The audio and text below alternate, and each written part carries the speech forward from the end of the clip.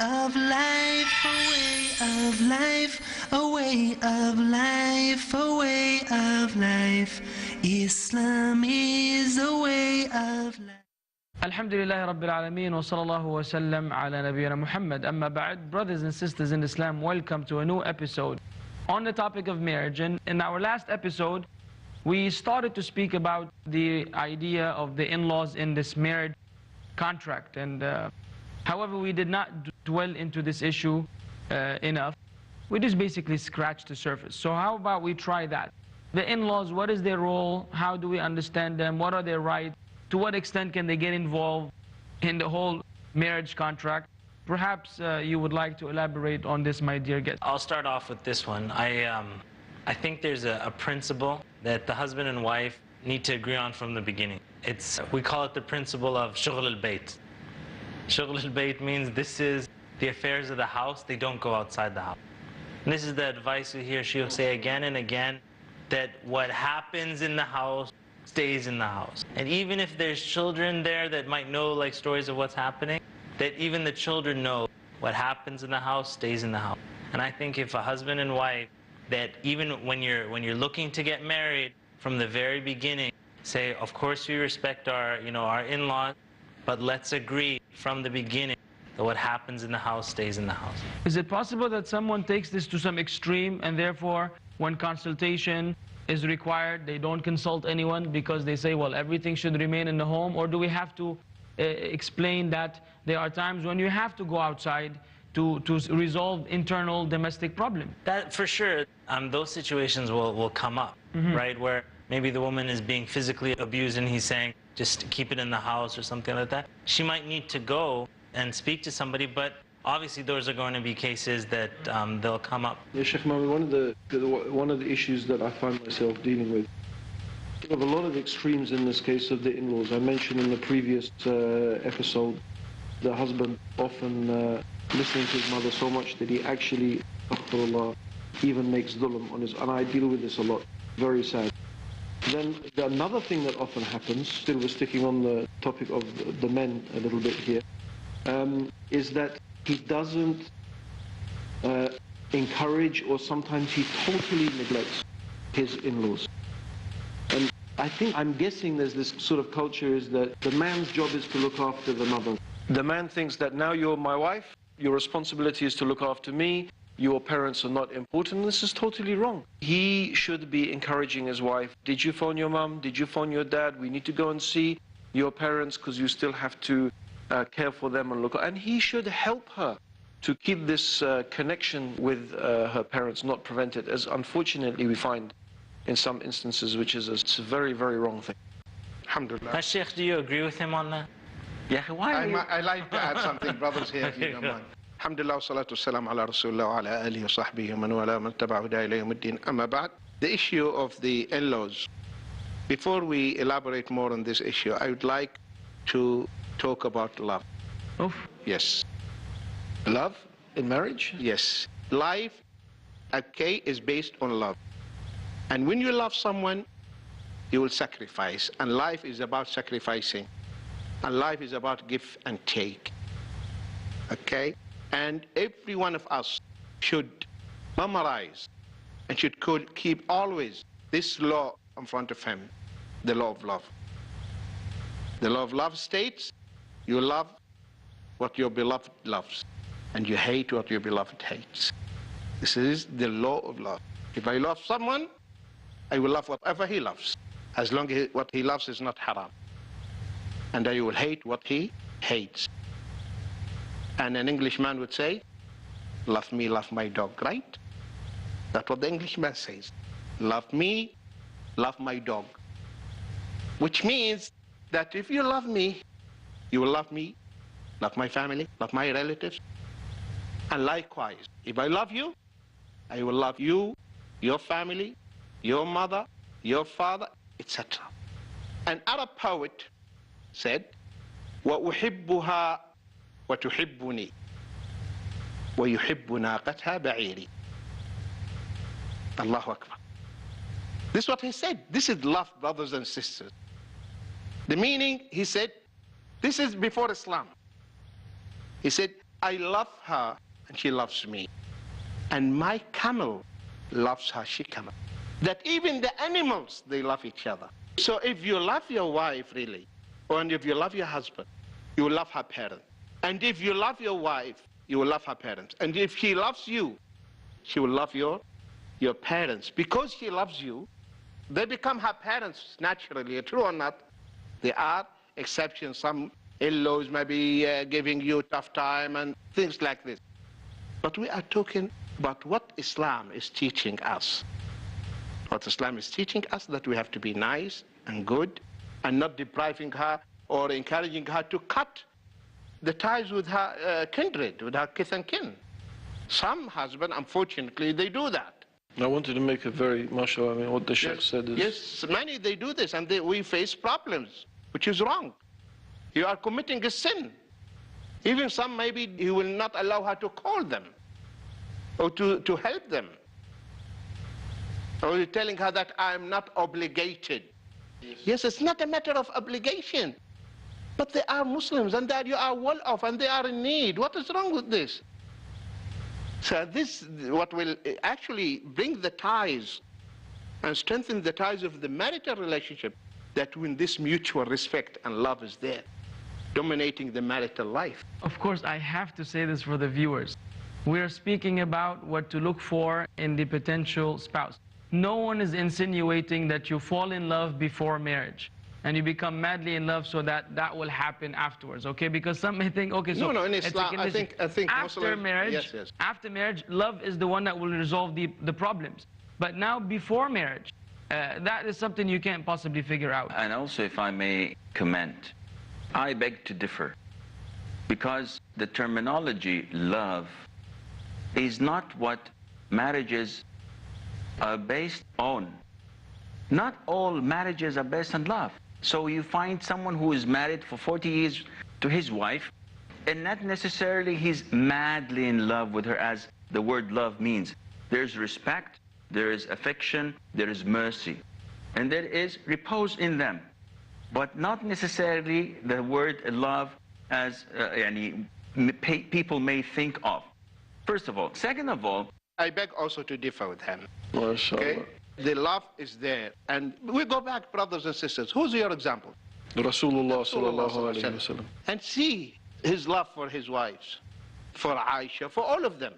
So this is very important, because we have to keep in mind, some of us as men, due to the upbringing, especially I want to admit the Arabs in particular, especially those who grew up in Arabia, it's because of the environment and the harsh. We have this in us. But our criterion and what we refer to is the Islam.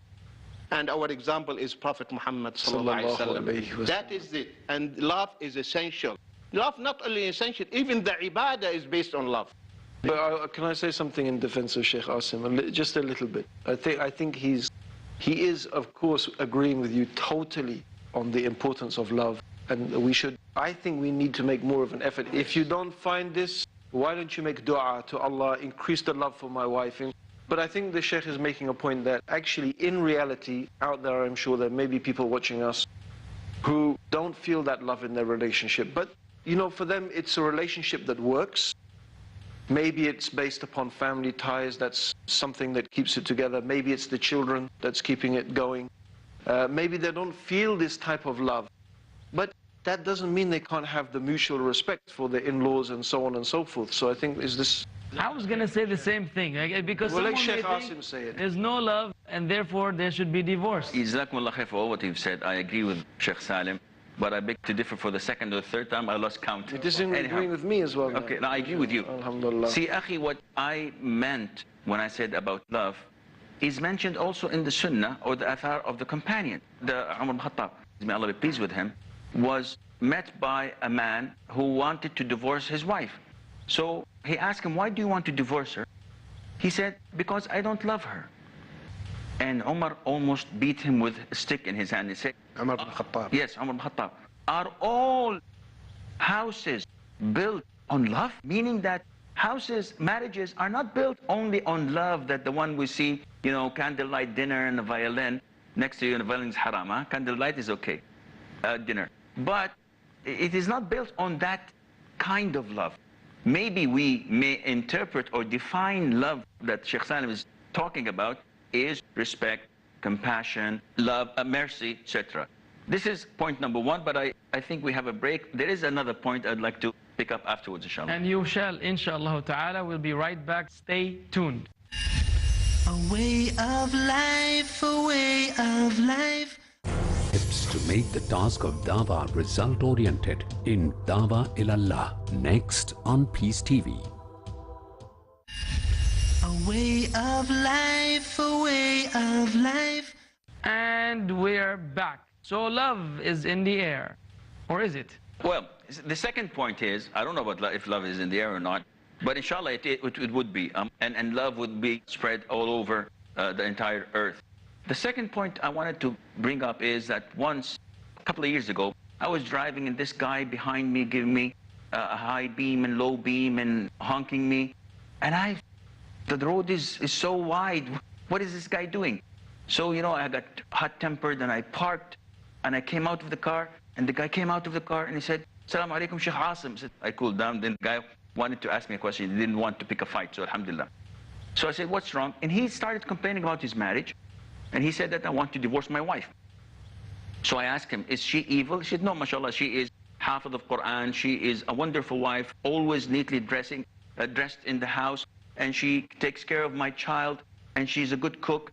And my family loves her." I said, "So why do you want to divorce her?" He said, "I don't find this gut feeling of love." And I say, "Akhi, subhanallah, you have a jewel. Do you watch TV a lot?" Wallahi, this is what I asked the guy. And the guy looked at the ground and said, "Yes." And he said, "Do you watch soap operas and movies?" He said, "A lot. I spend like 6-7 hours." He said, "This is what's corrupting your house. Because now you think that the love that is found in movies, where when you don't see your loved one, your sleepless nights and you write poems, etc.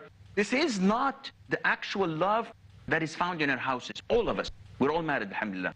We love our wives. But it is not the love that sustains the marriage. It is the responsibilities that I have to do. It is the rights my wives give me.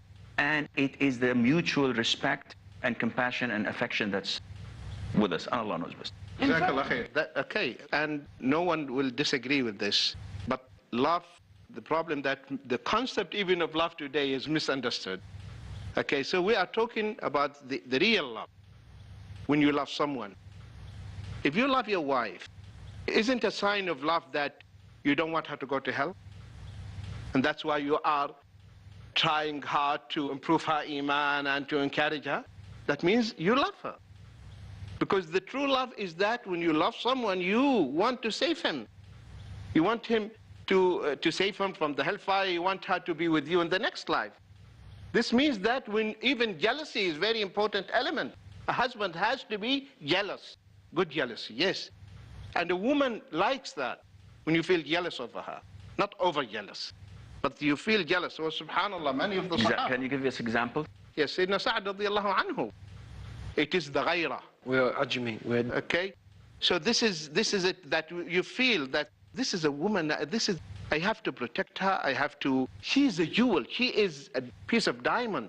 I don't want anyone to touch this precious stone. Oh, it's something valuable. So this creates that jealousy in you. And the Sahaba, one day the Prophet ﷺ said that if you, God forbid, if you find a man, okay, with your partner, go and bring eyewitnesses.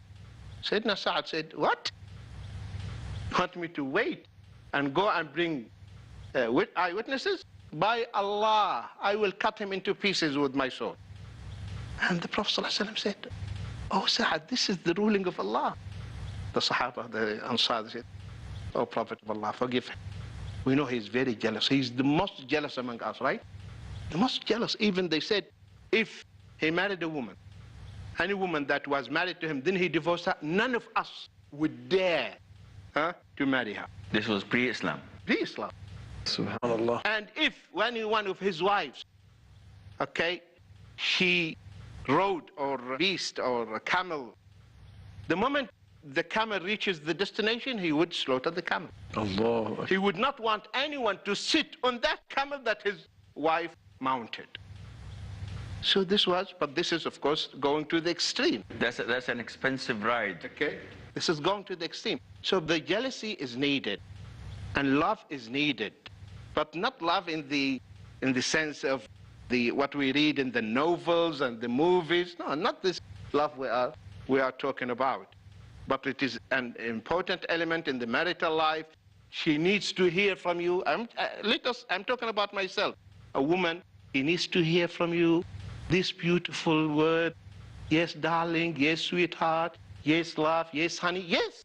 So he should, basically you're saying, Sheikh, he should be romantic. Exactly. He should be romantic. I was in Boston in the United States, and the brothers, they say, give a talk to the sisters, and I gave a talk to the sisters, and I was telling them, you have to be this, take care of yourself, and this and that. One of the sisters, you know, mashallah, many of the American sisters, they call a spade a spade. I said, what are you talking about? Okay? We have a problem here. I said, what is it? All of them screamed simultaneously. Romance. We want romance.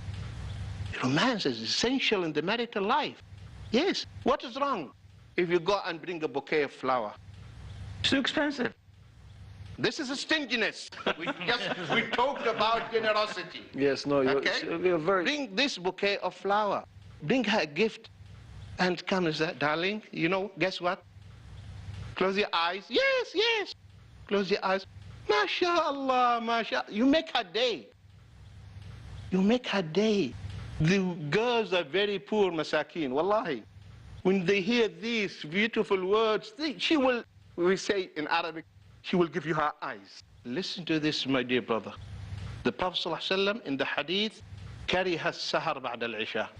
The Prophet ﷺ, he hates staying awake after Isha, except with his wives, chatting. Do we do this? Do we sit with our wives and chat? Let them do the talk. And this is very essential. We have to keep just nodding our heads. Don't interrupt. Yes. Let her bring us everything. She needs, the poor girl wants to bring everything out. Let her vent it. Let it come out. Listen. This is very essential. Be all ears, attentive to her. And even if she says something, she is wrong, you say, yes, you are right, you are right. And another way of showing love is in famous hadith that the women quote. I was always thinking of compiling a book, the 40 hadith that the women quote. One of them is the hadith, the Prophet ﷺ, كَانَ فِي مِهْنَةِ أَهْلِ. That's their favorite hadith, that the Prophet ﷺ used to be in the service of his wives. They love that. But I'm saying for the men, that they also can, when they're going into their marriage, show their love by washing the dishes sometimes. Show their love, cooking. Taking the, cooking, I don't know, not all of us are good at cooking, but take the garbage out. I'm gonna, fix the bed after the brother gets up. Taking the garbage out is the man's job, right? I mean, the wife shouldn't be taking the garbage. Anyway, no. I get what you're saying, Sheikh, mashallah. Alhamdulillah. And I believe that there are lots of qualities needed in a future spouse, for future husband. So the sisters, for example, would look for someone showing his jealousy in a positive way. And that is by concealing her secrets. There are men who are male, but not men, actually. They're male. They go and sit with the boys and say, well, I did this and that with my wife. And they expose their secret. And they talk dirty. And the Prophet told us, ﷺ, that this is a feature of the people of hell. And any person doing this and talking to others about their intimacy and the secrets is like a donkey or a male and female devils having intercourse in the middle of the road. And this is not befitting a Muslim man. So this is what a wife, what a woman looks in a husband. Also, I don't know if you may agree with me, self-hygiene. A woman looks in a man to be clean, to look presentable, and to smell good. So many times sisters complain from practicing brothers that their husbands, their beards smell awful, their mouth smells awful. And we as men expect our women to be in top-notch form. But we fail to do this ourselves. The Prophet ﷺ used to begin, the first thing when he enters his house is by brushing his teeth. And he used to love perfumes. So a woman looks in a man such a feature. No. And other qualities are let us elaborate on this. It's a very important point. The issue that looking presentable and smelling nice, and the Prophet ﷺ is always the example. And the reason that he would brush his teeth, because the first thing he would do, that he would kiss his wives.